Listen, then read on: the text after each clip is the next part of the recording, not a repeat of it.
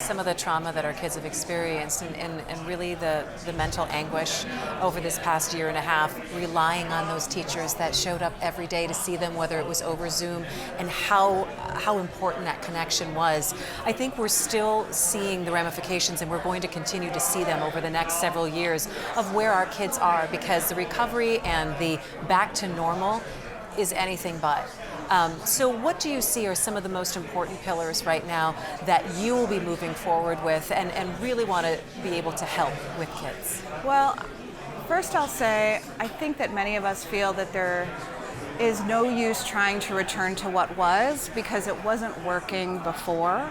And the pandemic only exacerbated some of the inequity issues that were there. So there is no normal to return to. But there is this opportunity, not only because there's a willingness, with so many of us understanding the hardship that youth face and how hard teachers work, but there's actually an influx of dollars that are coming. The American Rescue Plan Act is sending some dollars our way, and yet we know that it's going to take a lot more than that. And recently we did a poll. We actually just released it here at the Mackinac Policy Conference. We talked to Michiganders across the state from different political backgrounds, different races, ethnicities, geographies, socioeconomic stratospheres. And what they collectively said was that we need to invest more in children, even if it comes out of our own taxes and our taxes increase. Really, because you don't hear that often. No, I mean, it was really surprising to me, and I'm falling in love with Michigan for many reasons, but this idea, and Michigan, there was a national poll that was also conducted, Michigan is ahead of the nation in expressing this. To actually be in this moment and say, it doesn't matter if you live in a small town or a bustling city, if you are a Republican or a Democrat, what we know is that even if I have to put my money where my mouth is, we need to do more for kids, and now is the time to do it. It's that old pay now or pay later. That's exactly 3 times right. later in whatever you will see down the line if we don't intervene and help kids now. What are some of the specific programs that you think that you will find most helpful for kids that we could be putting some of that spending money into? Well, it's twofold. Out of the poll, what people, Michiganders, are most interested in first includes mental health support. If you think about even 2 years ago or 3 years ago, being able to say that our young people, that each of us needs some sort of mental health support would have felt verboten and taboo. So I think it's really significant that we're all saying, hey, let's lean into mental health support for our young children. Also job and career training and readiness. How do we look at our schools as incubators for the workforce ahead?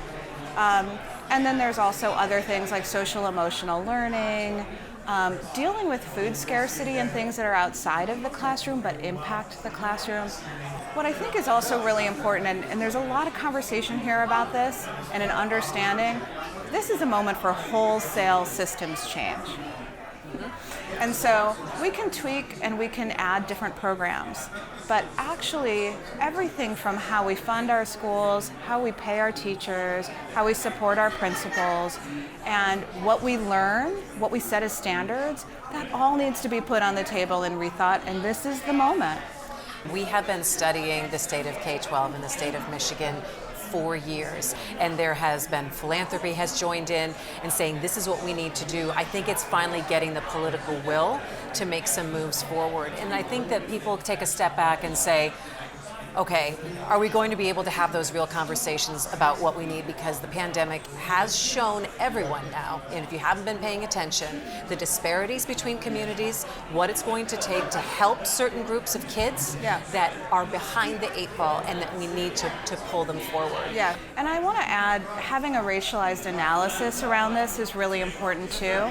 You know, we are emerging from a year where we witnessed the murder of George Floyd. There were uprisings that came from it. There were racial equity statements that were made far and wide. But now is where we operationalize racial justice, and that is something that we don't just check off from a statement and keep it moving.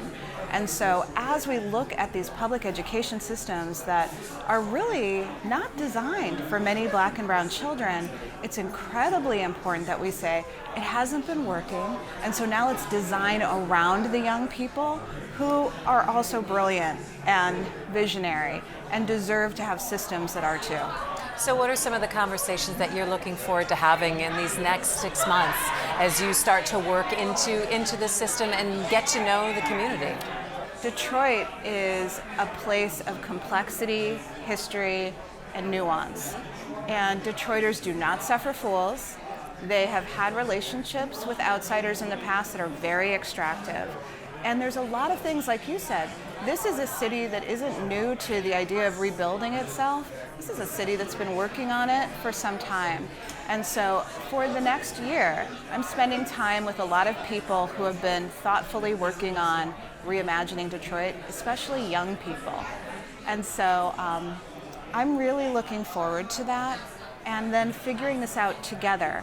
I think often in philanthropy, there's a little bit of a fallacy of expertise, where because we have proximity to capital, we think we have market share on the ideas. On the knowledge, yep. And it's actually flipped, because it's the people who are in the trenches doing the work that are the real, true visionaries. And so if they're not designing solutions and we're not moving capital to support it, then we're never going to make progress.